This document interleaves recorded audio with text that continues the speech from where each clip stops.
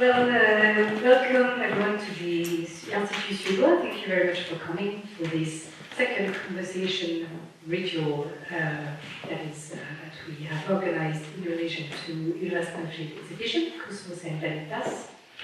I am Marie Duchamp and I'm working as a project leader at the Swedish Institute, also as responsible for contemporary art. If you haven't seen the exhibition yet, don't worry. You can also see it after the conversation, as it will remain open until 9 o'clock. I will briefly present our two guests of honor, and then Ylva Snöfrid will proceed to this ritual that will lead to this conversation, ritual with Christophe Galfard. So Ylva Snöfrid is one of the most interesting artists in Sweden right now. She has been an artist for, I would say, about 20 years, even though you're the kind of artist... Since I was born. 50 years. that was what I was going to say. You're the kind of artist for which it's very difficult to state like a starting date for your artistic life, as your art is so embedded with yourself and with your life, that you were born an artist, you are an artist, and I think you will always be an artist. Your work is very recognizable, very genuine and authentic, and it's a mix between painting, drawing, sketching, but also performative enactments that you like to call rituals. And your deals with all kind of questions, but mainly this kind of very big philosophical and existential questions that are about identity, life, death, birth, the universe, that you really like to talk about in a very energetic way. Here at the Swedish Institute, you present two work, this codex that is called Cosmos and Vanitas, and that resolved in 3 big volumes that you can see here, that you've been realizing over 3 years, and that are about 1,200 pages, in a way that you decided to, in a kind of protocol that you decided to follow, that was to realize one drawing every day. And in the other room, there is another work that you realize that is a spiral with 24 paintings that you realized on the mountain Jungfrau in Switzerland. That is the highest research station in Europe. So it's about 3,500 meters high. And that you realized there in order also to connect with the cosmos and with the universe. And this work has also been completed the day of the opening of this exhibition by another spiral that you realized through 4 rituals, and that is right now leaning on the lawn of the garden, and that you can see through the window of these rooms. So in parallel to this exhibition, we decided to invite 3 French personalities in order to realize ritual conversation with them. Just before the Day of the Dead in October, you talked with Nicolas Bourdieu, who is a French art critic and curator, and you talked about life together. In February, just before the end of the exhibition, you will talk about birth with the writer Vanitas. And tonight, we will dive in depth with Christophe Galfard. Christophe Galfard, you are, take my notes, not to forget them. Christophe Galfard, you're a scientific author and a science advocate. You graduated from at École Centrale, and you studied advanced mathematics and theoretical physics at Cambridge University under the supervision of a famous author, that is Stephen Hawking, with whom you worked on black holes and the origins of the universe. And since then, you are quite famous for writing a lot of books about the universe and making very successfully very complex theoretical theories about the universe understandable to a larger audience like me. And it's very, very nice and very, very interesting to read you. So thank you for that. It's very nice to be able to have the impression that you understand something about the universe. It's really quite hard topics. So you've written several books, several novels that have been translated in many languages and that are really spread out all over the universe. And you, in the past years, you have also toured the world to take part in conferences about science and the origins of the universe and quantum physics and all these very interesting topics. So thank you for having accepted our invitation and Ylva Snöfrid's invitation. I let you now begin your ritual conversation. And so I leave you begin this ritual. Yes, I will start with a ritual for Christophe, and then after that we talk. So this is like an inauguration ritual with the Book of Death, this one. So last time we did the birth and now it's the death, so it feels a little more intense. So, and you are very welcome to like stand over here if you want to. You can do as you want to, because it's a little bit deeper.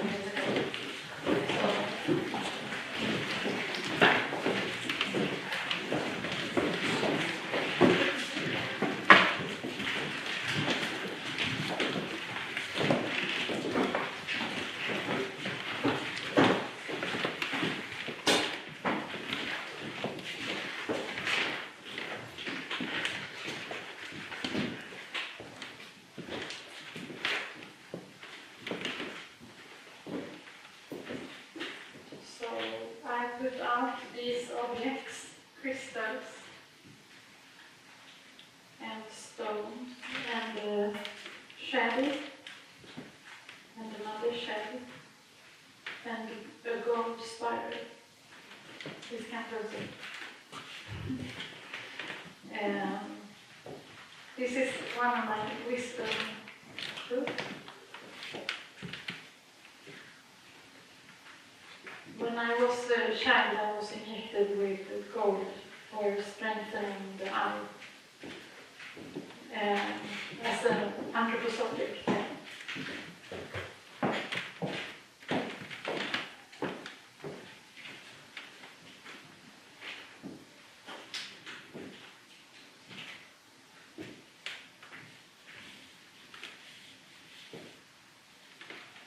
Now I will read a quote from Marina Tsvetaeva, the Russian poet that committed suicide in 1941, I think.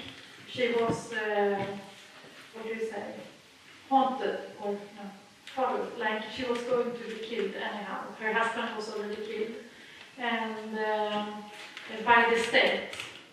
And she wrote this series of essays that has been like a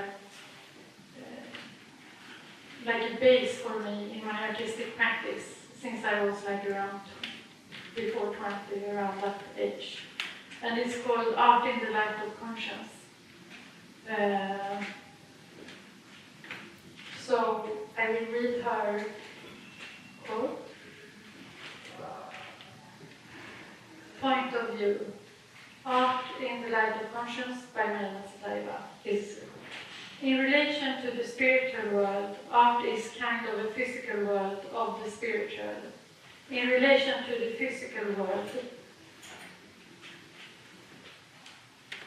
art is kind of spiritual world of the physical. Starting from the earth, it is the first millimeter of air over it, of sky that is. For the sky begins right from the earth, or else there is no sky at all.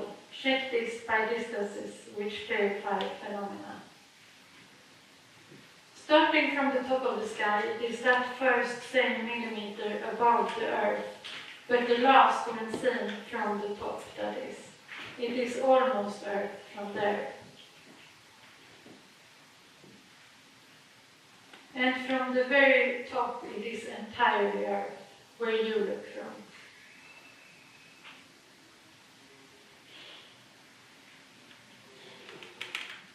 This is a conversation ritual, a reflection between me and you, anything.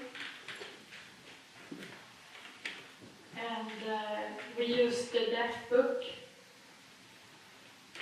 for this meeting.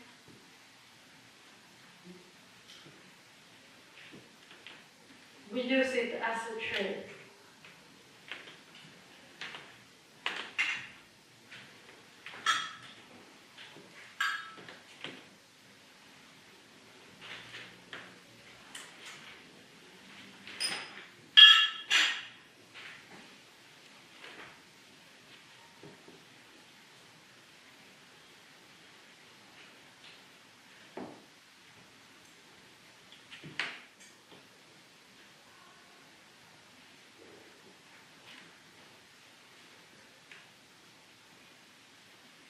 This is tea.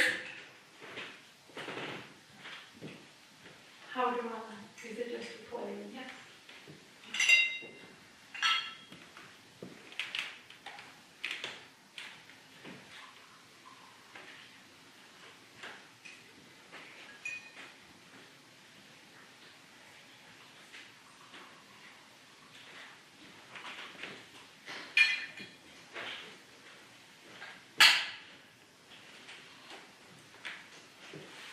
Water.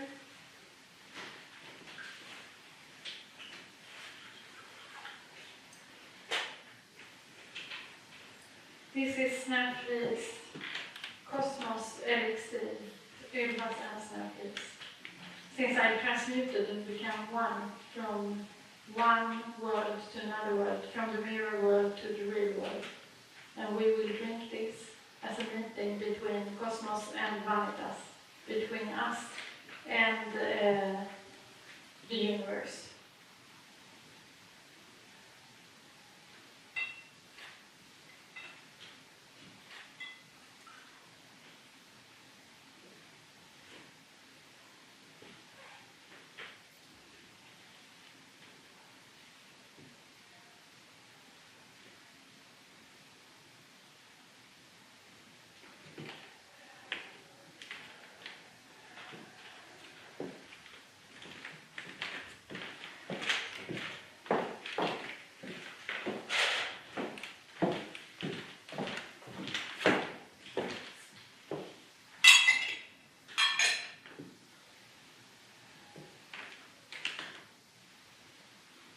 In this distilling, in this elixir that I have distilled the 31st of October last year, I put the objects inside and distilled.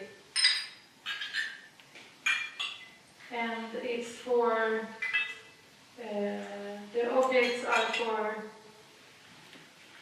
the connection in materia between like all these different things that we are built upon, like the star stuff or dust or whatever.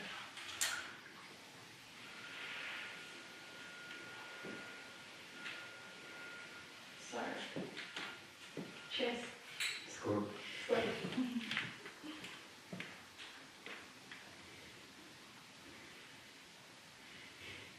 Yes. So let the conversation begin. We can sit over here.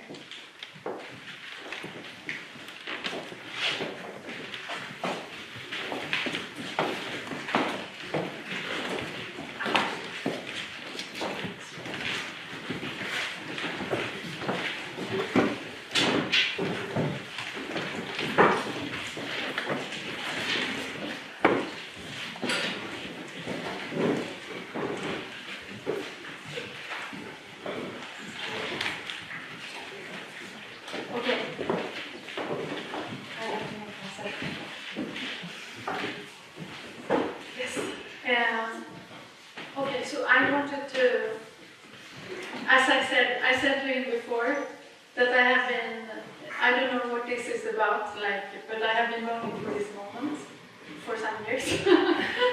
But I wanted, like you, like a person from another perspective, since we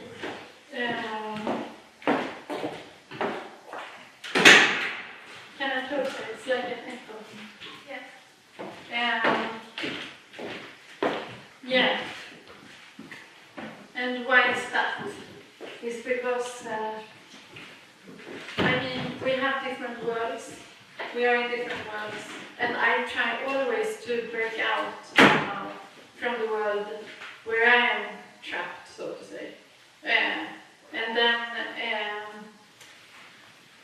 I try to connect with people, and now I see it's something we have in common, basically.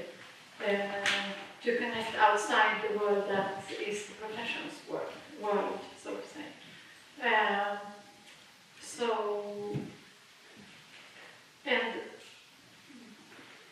So it's like it's somehow it's very predictable.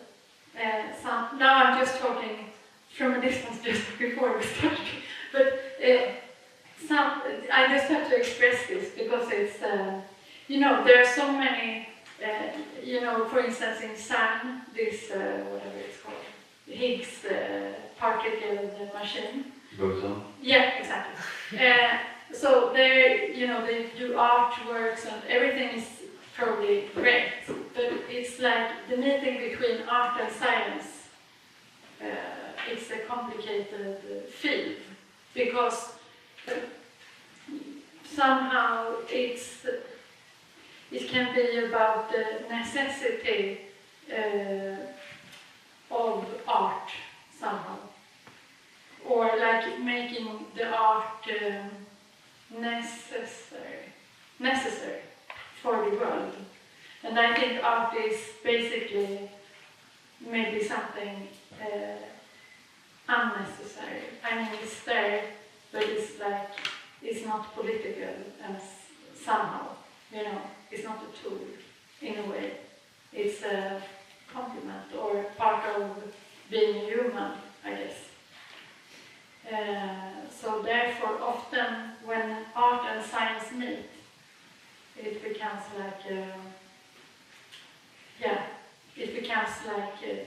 a PhD or whatever. You know what I mean? Like one trying to evaluate art or whatever it's called. Yeah, you understand. So, but then I skip that discussion with myself, and now we sit here, and I'm very excited to see if this meeting can mean something like beyond being in Swedish präktig. I don't know the wording. What do you say? Do you speak French and Swedish? What do you say in...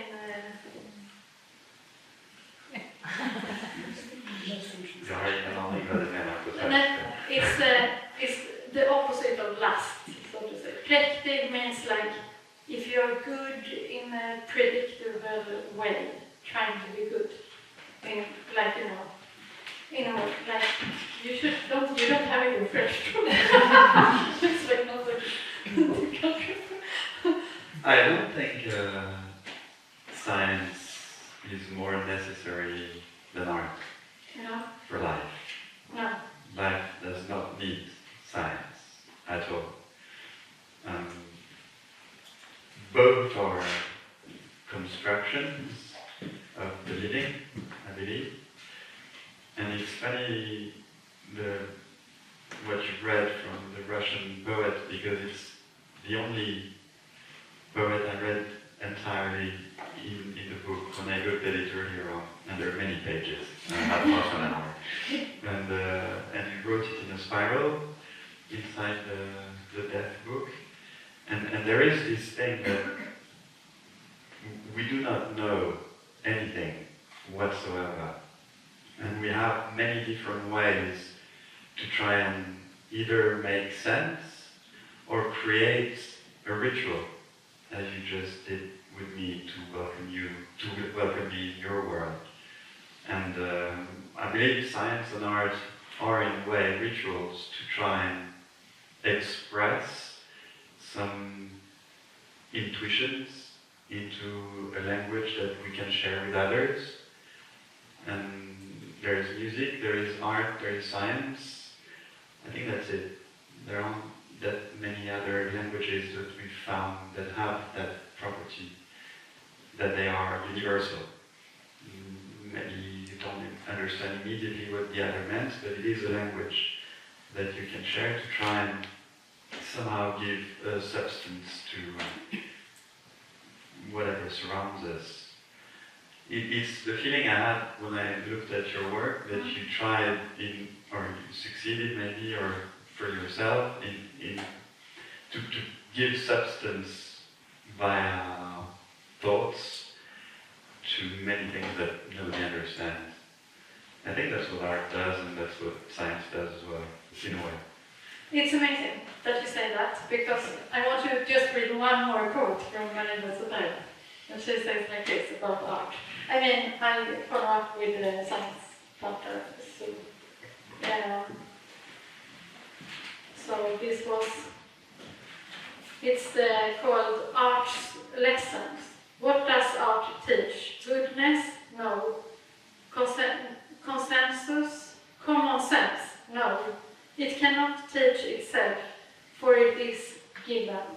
There is nothing which is not thought by art. There is no thing the reverse of that which is not thought by art. And there is no thing which is the only thing thought by art.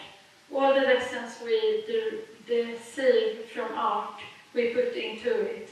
A series of answers to which there is no questions. All art is the sole givenness of the answer. So I agree with you in a way, but also I think what is fantastic with science is that, I mean, if one interprets her, is that art is answers somehow, but science, what is also questions. And I think it's a beautiful thing with science. It's kind of open because it's flexible. I mean, someone maybe get killed if they say the wrong thing at the wrong time, like But if the Earth is flat around or whatever, but not anymore, unfortunately. Yeah, maybe it's coming. Who knows? We will see. But someone can be killed by drawing something wrong at the wrong time as well. Yeah, totally. Or even before. Yeah, before and in the past. I don't know if I would say like you that it gives answers. I think it. No, I mean art is answers. From my feeling of art, it's more a translation of a feeling, of an intuition, of an emotion, of something to express. It's translated into another language. May it be painting, may it be sculpture, maybe a film, writing, anything. It's the translation of something that's very hard to express in the first place. And in that sense, art is a bit the same, science, because it creates a language that tries to express an intuition about the world. And for art, I would say that if there is somehow something to verify if art is good or not, if that means anything, that's to compare with science. It would be if people understand what it means, in a way. Whether the translation is correct or not doesn't matter. If it creates a feeling somehow, then there is truth. I don't know if it makes any sense. Yes, it makes sense. I agree with part of it. It's interesting that we talk about this. Yeah. So for me, I totally agree that the truth within the spectator is different for everyone. So that's true. And I think that's true with science as well. Exactly. Even though many people will deny that. Because there is something about science which is that it's never exact. Never. No, exactly. It's always an approximation. And that's the difference, I guess, with art. I would say. I don't know why we came into this now, but it's good. I hope Marianne, where are you? There. That I think it's fine. Yeah. Okay. So what I'm thinking, I would go a step further with the art, if it's an art like no. Okay. If it's an artwork, let's keep it like that. Okay. So. It's a created world, intuitively, as you said. It's a creation. And therefore, now my conclusion after all this work is that, that the artwork in itself is like, it's a cosmos in itself. It's its own universe. So therefore, what I don't agree with is maybe that it's not a translation, because but that's the same with science, I guess. Because the intuition, if you say like that, is like so pure, and it's the work in itself is an artwork, basically. Like here, my daughter. Come in. You can sit down. So now we can start talking about that, because yeah, okay. No, but what I was thinking is like, if you see all these artworks, they are like limited in time and space. Somehow they are like within their own dimensionality, so to say, but it's a world inside. And that world is there forever till it's broken, basically. Somehow it's the same with scientific ideas. Yeah. Because anything we know about the reality that we want to probe, we know from a certain time perspective. What you drew in your codex wouldn't have been drawn 200 years ago. No, it's not possible, not just because of the art, but also because of the knowledge you have in there. Knowledge that is based on the way we understand the universe today, or reality today. In 200 years' time, today's knowledge will be gone. It will be different. No, actually, today's knowledge will still be exactly the same, but another one will be broader and encompass our knowledge today. I think it's the... Okay, to go back to death, because I was wondering why you would want me to talk about death. Yes, I can read it sometimes. Yeah. And I began to think that if there's one reason why I like art or why I do science, is somehow maybe because death exists. And we're looking for answers. Not just new worlds, but answers. And as we look for answers, very, very quickly we understand that we will never reach an ultimate answer. So we create a ritual, as you did, or tools or ways to either populate, to fill in our days, or to find some pleasure, the Vanitas, even though I believe they mean something. We can find some pleasure in discovering new things. And then suddenly, it's not the answer that becomes the answer of why death, what is death, or things like that matters. It's the pleasure that being creates during that search. Can you repeat the last thing? The pleasure of searching. Yeah, in a way.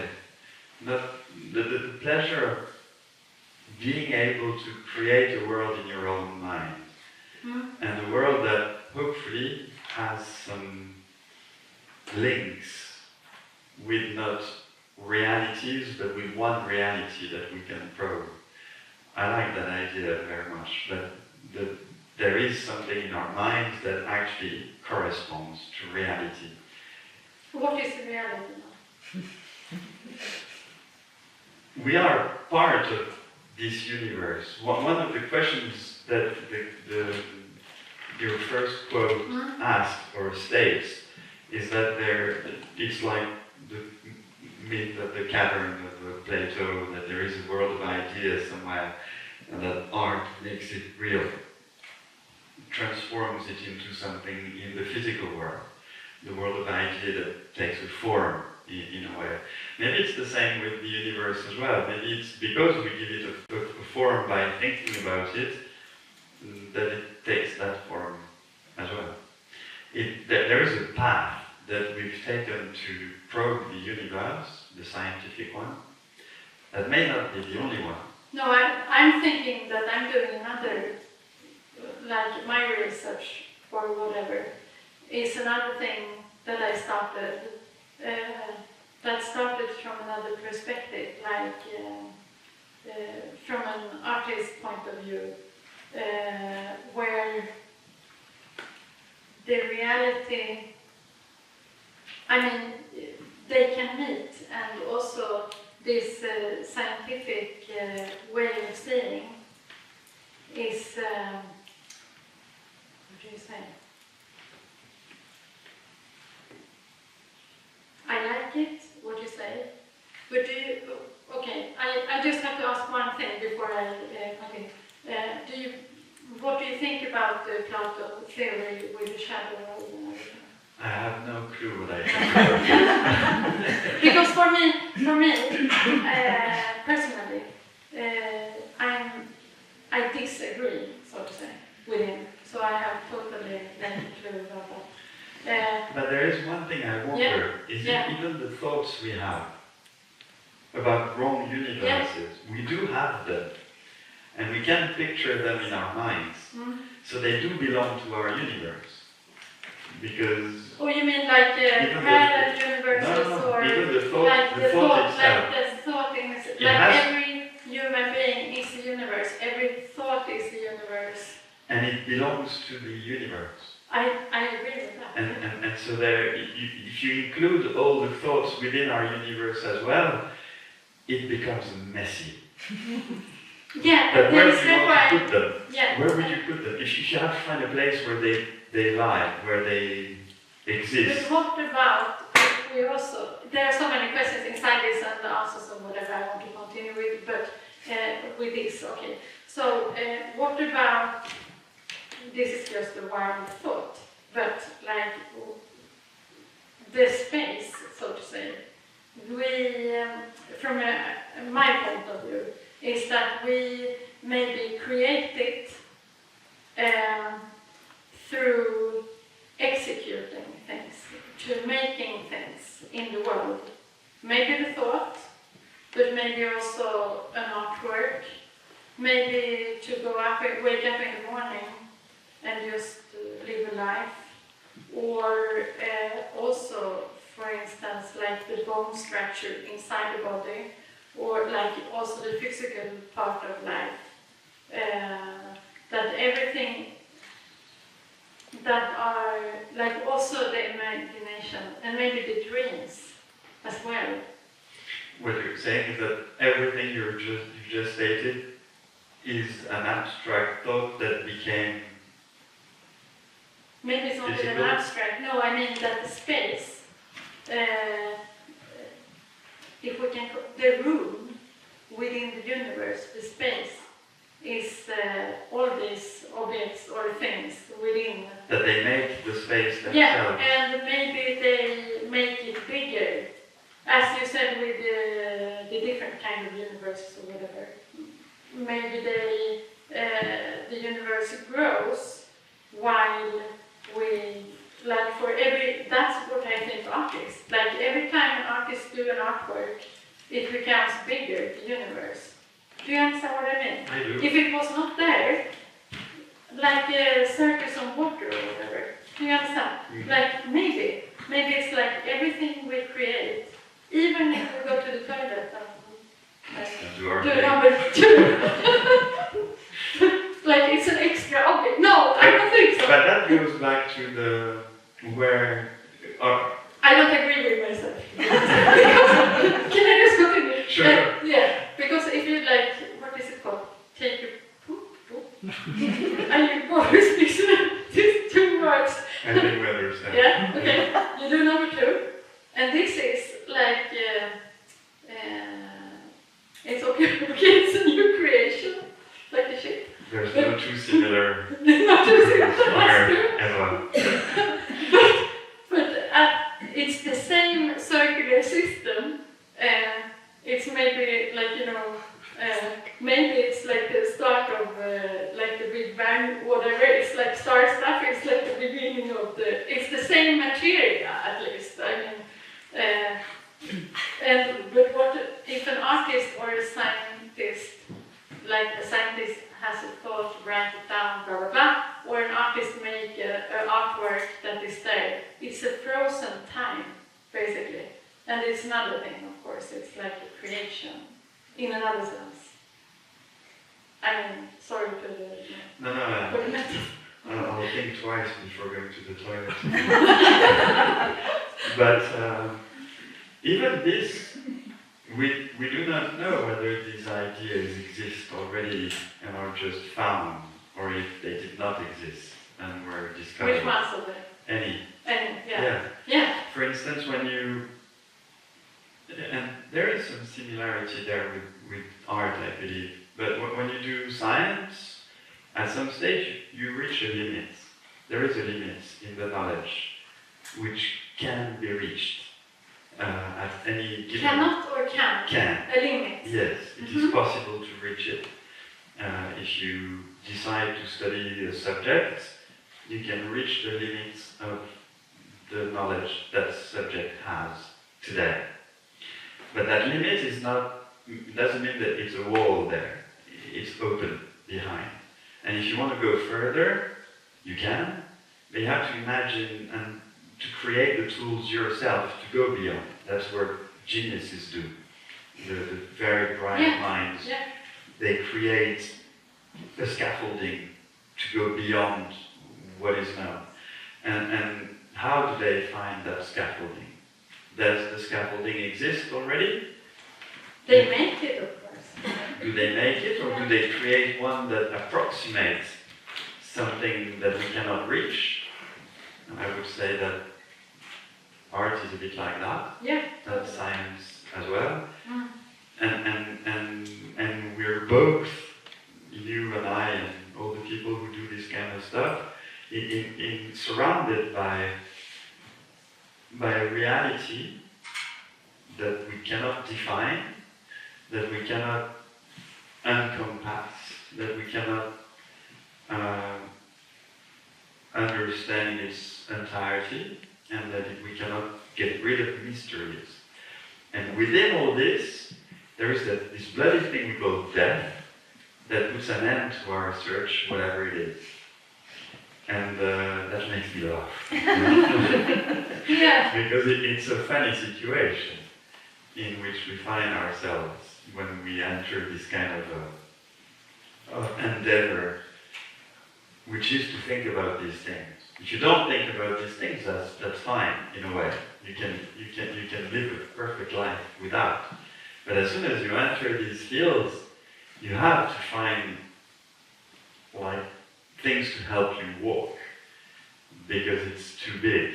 And I very much understand how you can drown in it, in art, in science, and I also very much see how you can feel elated every now and then when you do find a path. Because the moment you find a path, a scaffolding, you forget about not being able to see the whole picture, and it becomes something physical. Yeah, and maybe the artist is always there finding the path somehow. So, in a way. But I think,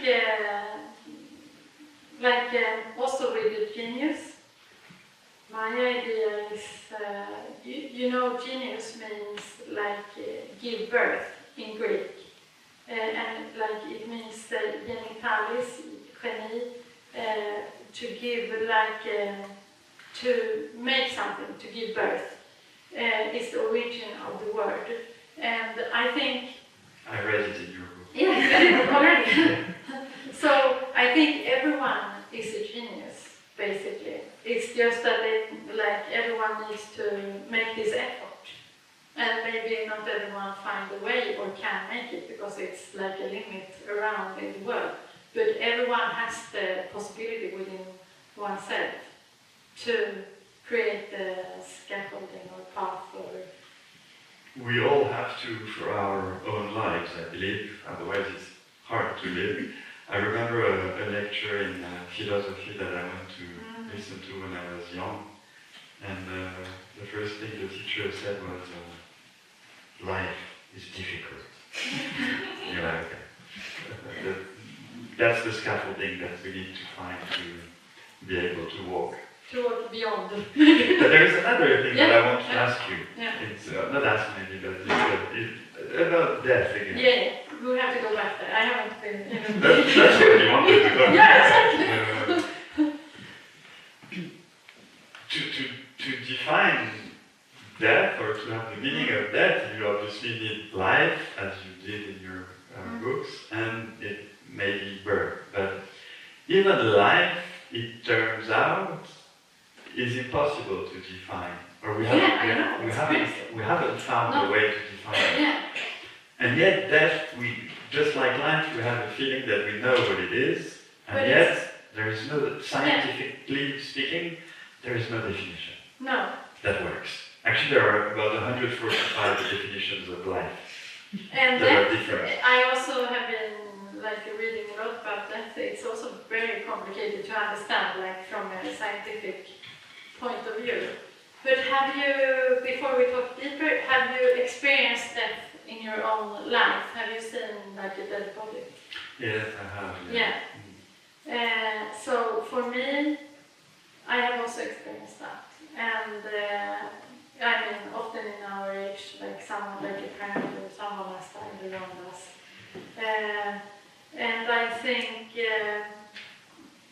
and that's also a paradox somehow, as we talked briefly about before. The birth book starts with my sister, my little sister. She's 5 years younger, and her son, he committed suicide. And that is the winter solstice in the beginning, the first day of this, the birth book. And it's a contradiction between, in my reality, thinking about birth, but then he, died. And to meet him alive and dead, because he was very young, was very complex, and it's such a sorrow within the family, and it makes a mark, of course, because it's so unnatural. But also from this, what we talk about now, about the death, when I experienced that, or my father's death, that is, he died when he was 55, 2007, by natural causes. I was with my father a lot when he was dead, for 3 days or something, going back and forth during. And I felt with him that it was my feeling. I don't know if it's, but intuitively, it was like a black hole, and it's therefore you are invited in a way, this kind of feeling of non-explanatory understanding of the world. And I have been painting my father. I have done 3 paintings of his full body and his soul is so present, even if he's dead. And it was so easy for me to paint. It was so, regarding the path, it was, he was 187 centimeters long, so it's his full length in the paintings. And I felt this connection in a deeper sense with the universe through this personal, existential, experiences in my life that I interpreted and made to artworks that was like, that they are still present, these artworks, of course, in reality. Even if that moment has passed by, it's still there as a frozen moment. So I try to catch it. But the only,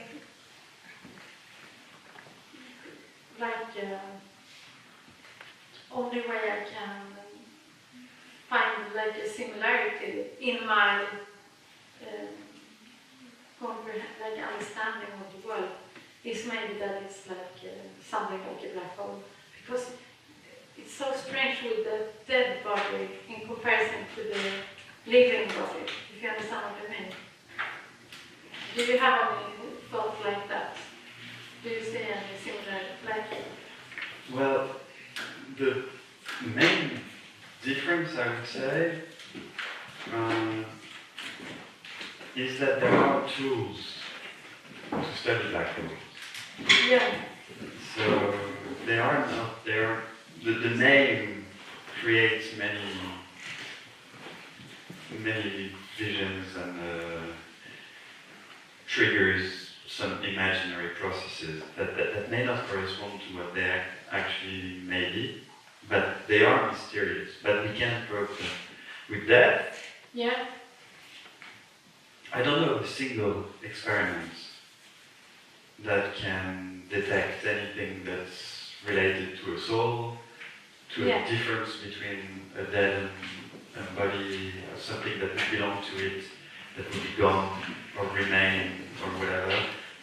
We don't have any clues about that. So it's what we make of it so far. There may be something that we haven't found yet, but as of now, it's what we make of it that counts. And you have an extraordinary power and chance maybe, or curse, I don't know, to be able to, at least for yourself and maybe for others, capture what you feel during those moments and turn them into a language that others can read or you can read again, which is something that most of us can't do. There is memory, but then it evaporates. But you turn it into something that remains, and that's... Yeah, it's strange because also with painting, as I do it, like in a communicative way somehow. Also, people get affected, like so it's something beautiful that I'm thankful for that happens. Like they feel like a spectator can feel something. I'm also a spectator, so it's nothing special with that. But I was thinking. Somehow it's the moment of death that I've never thought about these things before in these ways, so thinking out loud with you.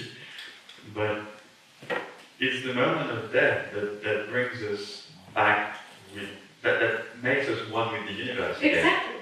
So maybe it's good. Maybe it's a continuation. Yesterday I had, for me, it's so stupid, my husband, Rodrigo thinks I'm a little bit dramatic, but yesterday, so I was flying to Paris, we were going into the landing, and then we were very close, we were for like 35 minutes, we were going through a cloud, like for very long, because I saw on the, it was an app for Air France, so they said like now it's 38 minutes, 35, blah blah blah. And then we were just diving down and we never came out of this cloud.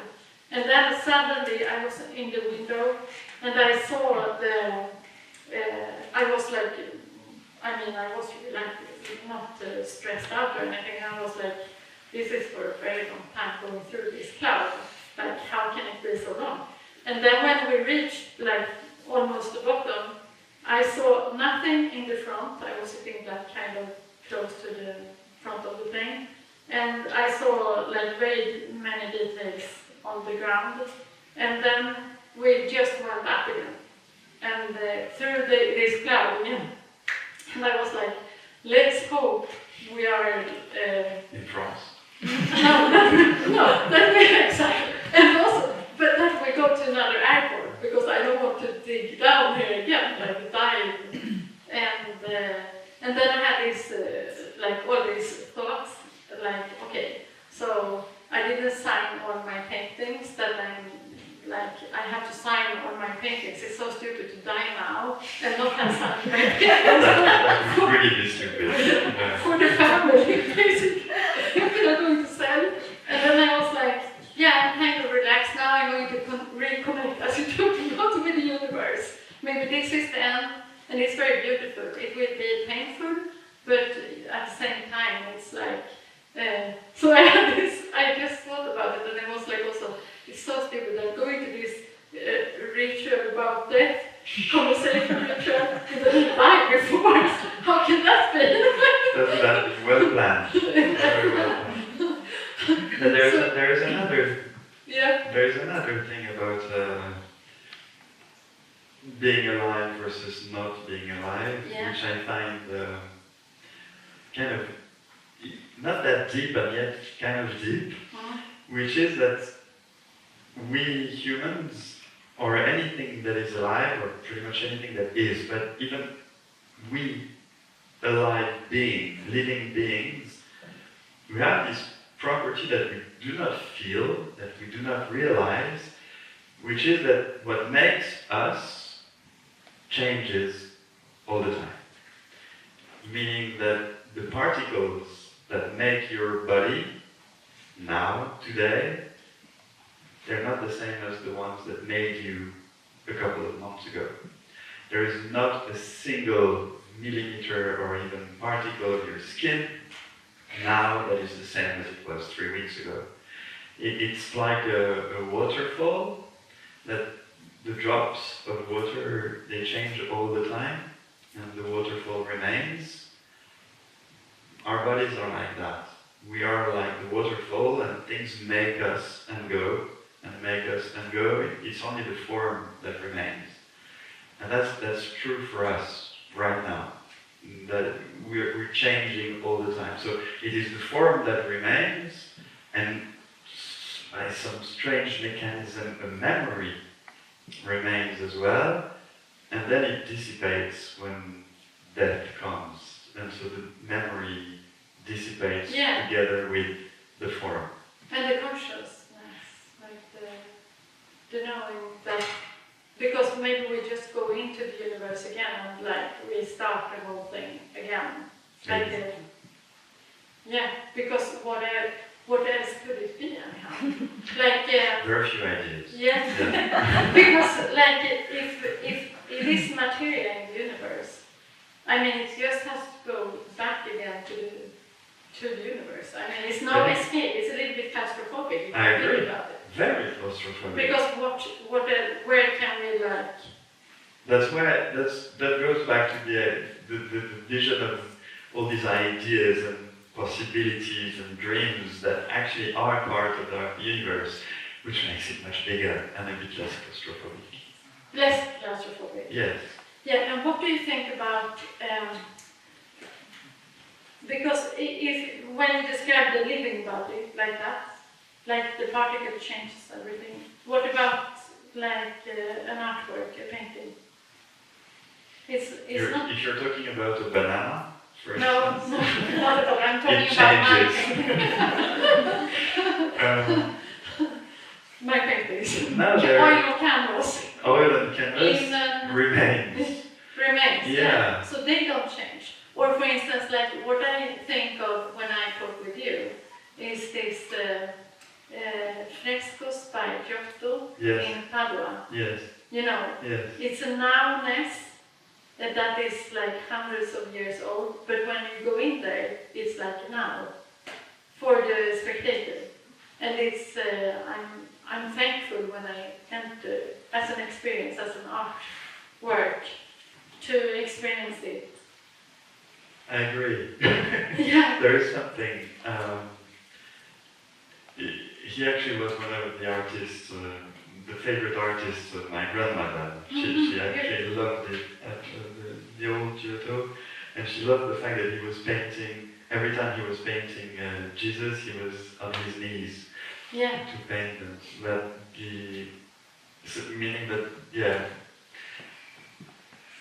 maybe because of that, you can't talk about an art form, such artworks as being alive, because they don't change their... No, it's we who changes, like the people looking are changing. Not the artwork itself. No, and that's something beautiful. On the other hand, if you take time scales that are billions of years, it will be gone. Yeah, that's for totally. sure. Yeah. And maybe if the universe is infinite, it will recreate itself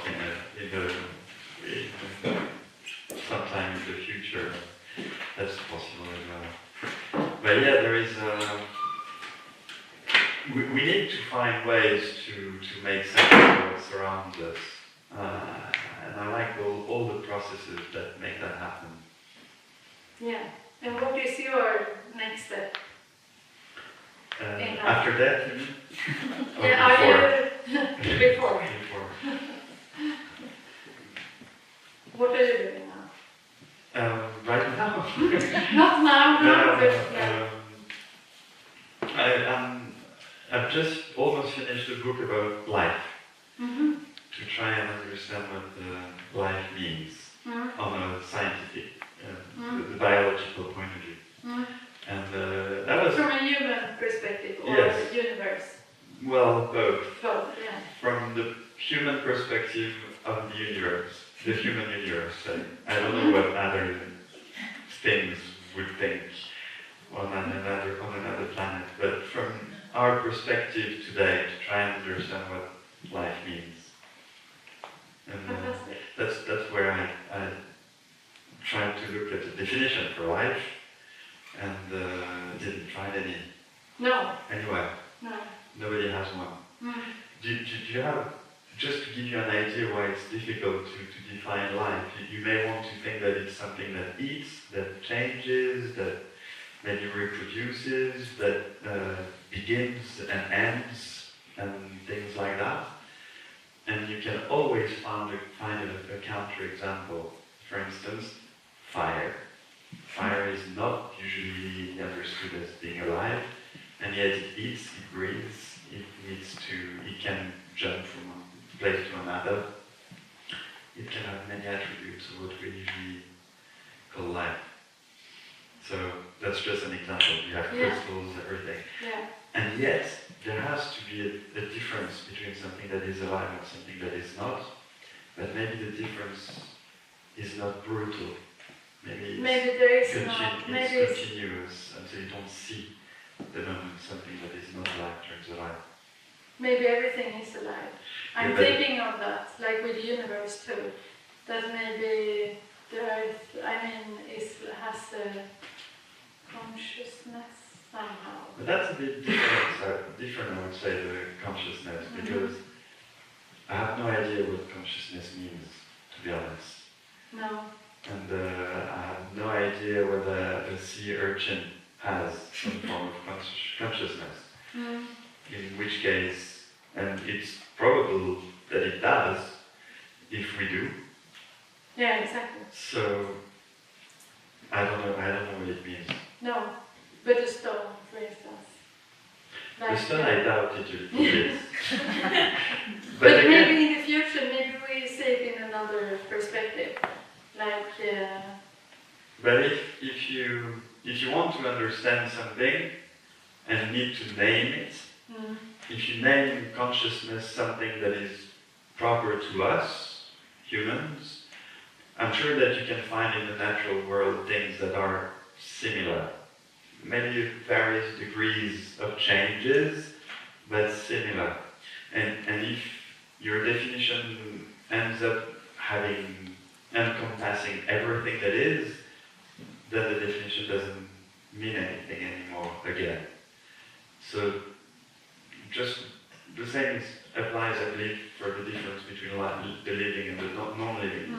You need need to have a difference between the two. If everything is alive, then the meaning of being alive is gone. Maybe not, in a way. I don't know. With the universe also, like if there are parallel universes, maybe everything is alive, basically. Who knows? Not me. I definitely don't know. But I would like to have a clear distinction. Yeah. Find something that is proper to the living compared to the non-living. But maybe that's a vain task. Yeah, because what do we know? So to say, like when I see my father, for instance, dead or alive, is that his consciousness is like, he's not there, or he's dissolving, or it's a decay situation going on. So it's something unknown that will happen. And it's also therefore with the black holes and like that's something, it's a space within the space that has its own process. Also with death we don't really know. Like especially with death. Yeah. I mean, it's the one thing that we know nothing about. Nothing. The composition, also with the, like what happens like within it, what is defined as death is not easy. Like physically, even in a human, with a heartbeat, with a brain, with all these different things. And also, like for instance, the hair continues to grow and so on, like physically. But the decay comes, so that's something that we know. When life ends, if it ends. I do not know. I do not know how to even probe these subjects. I don't even know if we have a meaning to probe this subject. I have my personal belief is that there is a cutoff in our understanding, which doesn't mean that we're made of so many millions of different living organisms that they may well continue living while we're dead, even though they're within us, and we need them to live. But there are so many things in us that will continue living for a long time and reproduce, etc. after our death. That I do not know how to make sense of that. No, and then I have another, like just to follow up. I don't know where we are in time, but we have 10 minutes before the test end. Okay, so and that's what also why I invited you, because I mean, if like with this decay and dissolveness and whatever is happening, so what I'm thinking of a lot within when I have been studying the universe and the subjectiveness of like my own life intuitively within this universe, like both the personal experience and the outer, like the bigger experience in the universe, like birth, life, death, is then I would like to, that maybe has to do with this, is the idea of like chaos. Chaos? Chaos, yeah. The animal? Or, no. Not really well. No, chaotic, like disorder, chaos. Chaos. Chaos. Chaos would be nice. Chaos would be nice. Next talk. So what is it you call chaos? It's there. Oh, okay. What I mean with this is the opposite of a pattern, basically. The or opposite an order. Of the cosmos. Or yeah, the idea of cosmos as structuring an order. You know, because now within this experience of working for 4 years, I've been working with Cosmos. I mean, I started with the personal experiences of life and different situations, like in life and so on. And then I continued to a bigger perspective about I wanted to find the existential meaning of life, of me living here in the universe, and connect to the universe. What was I going to say about that? About chaos. Yeah. What does... Yeah, and then I started to understand, like, the only thing and you can see some traces of it here, and especially in this Jungfraujoch spiral that we didn't go into yet, is that the only thing I can believe in right now is that everything is built upon dots or points. Like, so I just want to like make everything like connect small dots, like whatever. And I paint like all these dots, and it's like dissolving. That's like my language at the moment, so to say. And therefore, and this also with the depth, everything that kind of, all these the particles that are the body like dissolves into the universe. But now I got an idea. So maybe it's like love in a way. What's the new idea? This, that is like love. Like loving your children or someone. That it's like a meeting and then everything dissolves. Like, I mean, that was just parallel. Okay. Do you understand what I mean? Is it, what about the cows? No. Not yet, no. No, Okay. chaos. Do you believe it's existing or not in the universe somehow with the stars, or is it like organized? Which goes back to my question, what do you mean by chaos? Because if by chaos you mean something that has no rule whatsoever, which is the meaning of chaos somehow, that you can't see a pattern. Exactly, yeah. And that not just that you can't see one, but that there is none. It doesn't seem that such a chaos exists. At least we haven't found any. We haven't found any single place where chaos actually exists. I think it's so interesting with the brain, for instance. That it's like a cloud, like it looks so. I mean, I have been in a dissection, like dissecting a human, and when you cut through the brain, all the slices, they look like they're so grey. But that's not chaos. That's no, it's very not organized. Yeah, it's organized, Yes. but it looks like it. It looks like a cloud, for instance, or dust, or whatever. You know, the material. Yeah. Yeah, but it's not. No. So I don't think I live in the material. But there is one thing that is not predictable. Actually, there are many things that cannot be predicted. And we're pretty sure that's the case. That it's not just our lack of knowledge that prevents us from making predictions, but it is the actual world or matter or whatever that works that way, which means that in very, very, very small, there is no way of predicting some behavior. So one could call that chaos, because you can't predict it, but the pattern emerges when you have big numbers. Then you can see pattern emerging. So there is some emerging patterns that are there, but which you can't see when you're within. And this is pretty weird. And yeah.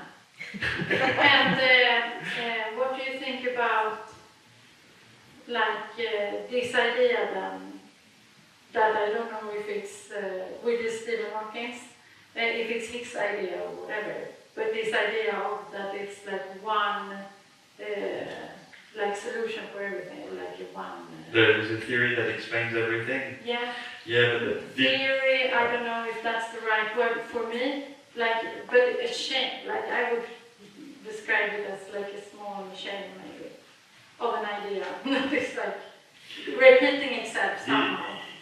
many times in the history of science or the history of ideas, some scientists or philosophers have announced that the end of that search was near, because everything was in place and we just needed to connect with small chains, if you want to call them that way, different parts of knowledge, and thanks to that connection, we would have access to it all, suddenly.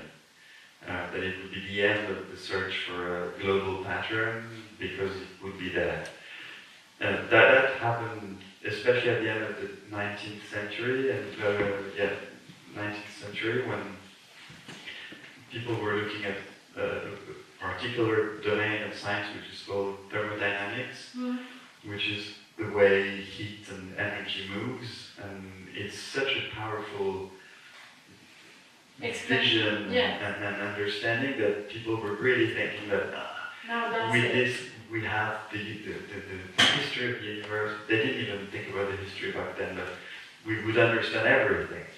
And then it turned out to be not that easy until quantum physics was discovered, gravity was discovered to be different from what we thought, and Hawking and others around Einstein and people like that around the second half of the 20th century started to try and put those two together, very small, very big, to have this theory of everything, or this chain that connects the dots from the small to the big.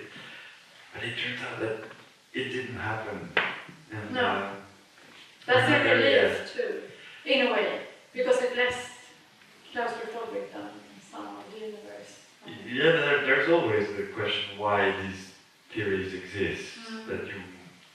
It's very unlikely that the theory itself will answer that question about itself. So there is still room for new things. Totally. I mean, there is another thing, which is that the way we've started to probe the universe has accelerated and completely changed in 100 years. The world we see today is the beginning of a new world, say, because we are starting to have the tools, we're starting to have means, intellectual means, I mean, to see beyond what everybody has seen before.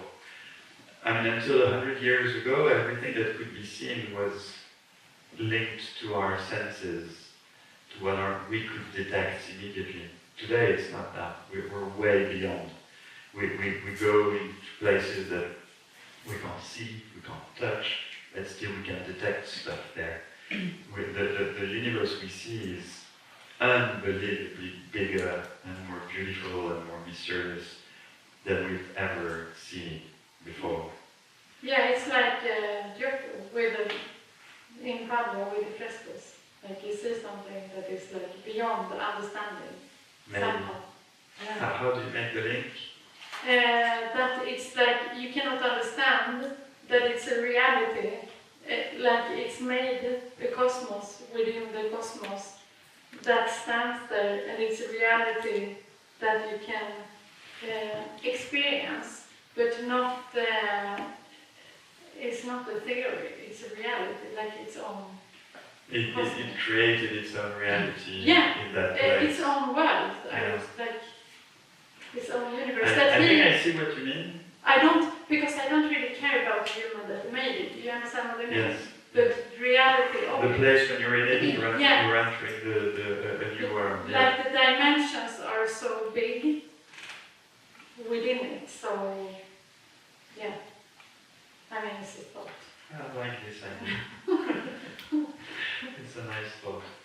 And maybe the funny thing is that art is limitless. There is no doubt about that. You can always create new things and new ideas and express differently new stuff. About science, we do not know if it's limitless or not.